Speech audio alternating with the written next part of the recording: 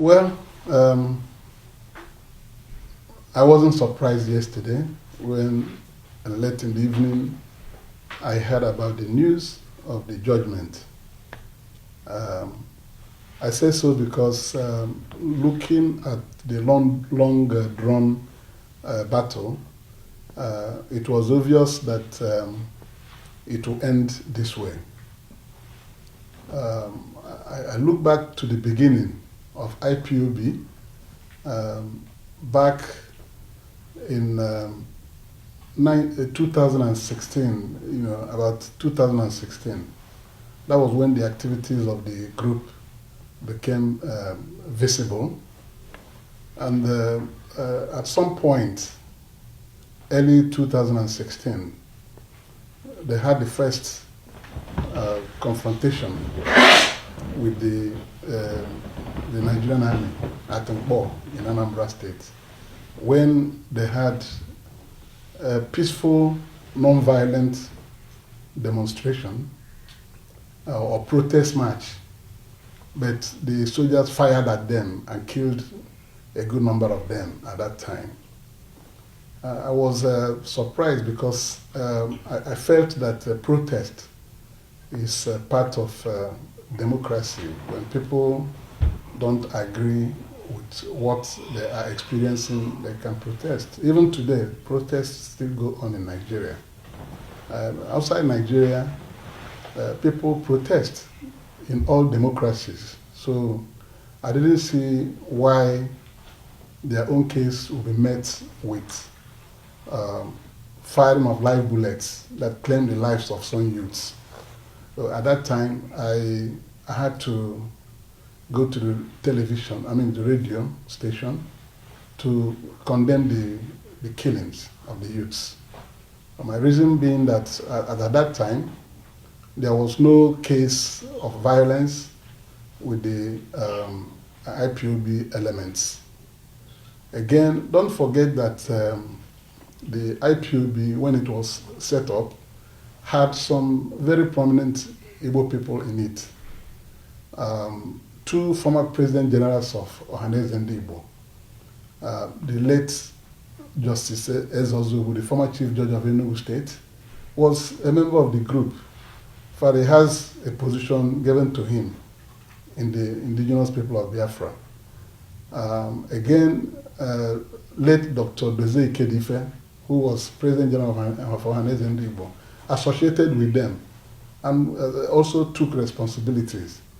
The reason was that they came up as a group that was protesting the seeming marginalization of the Igbo people in Nigeria.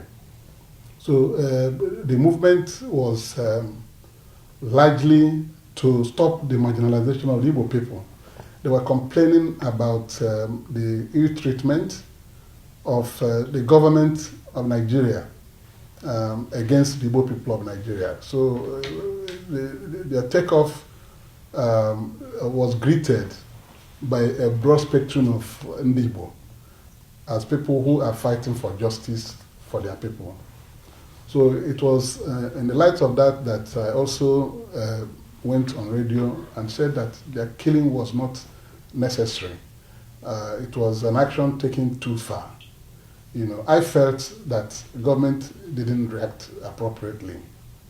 And when I made that statement on radio, I was arrested by the Department of State Security Service on the 3rd of March, 2016.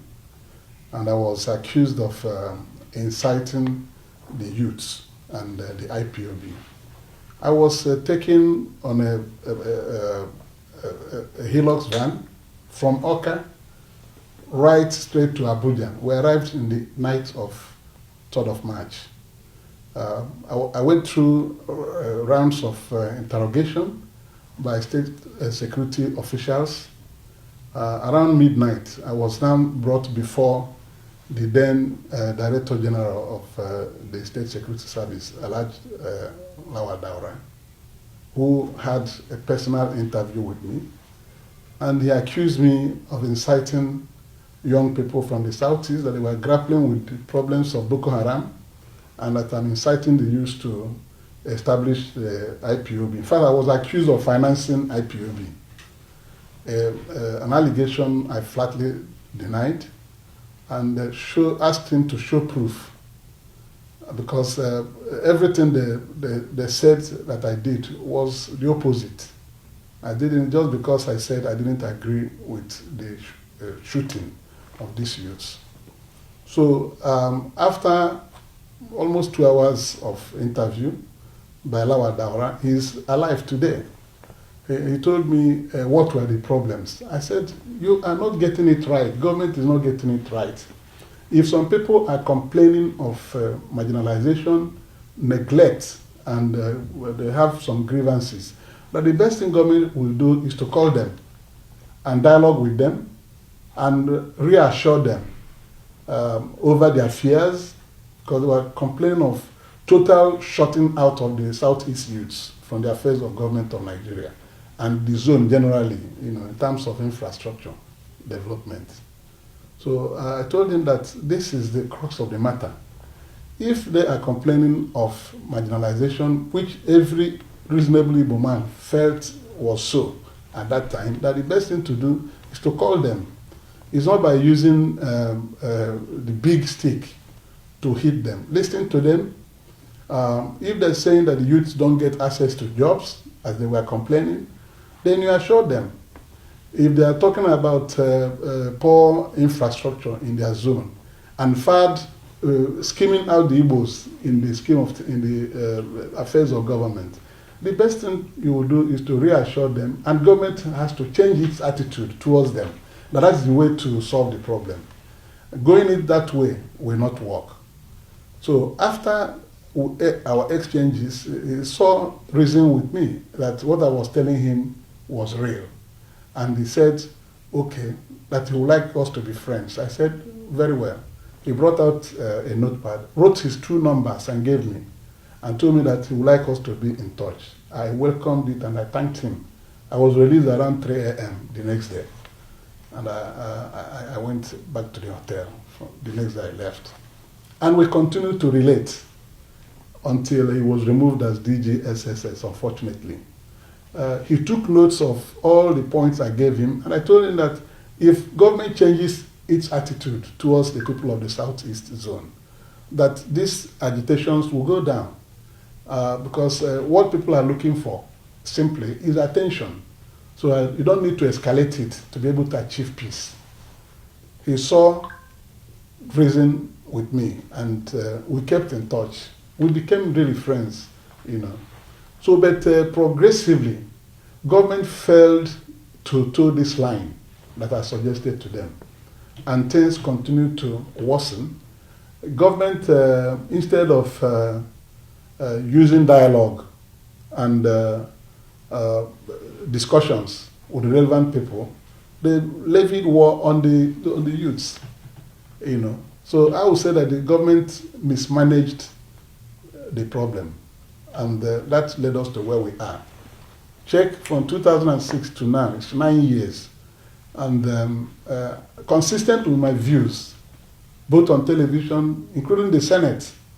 In 2018, you recall that when the issue of the IPOB started escalating, federal government went to court and proscribed the IPOB.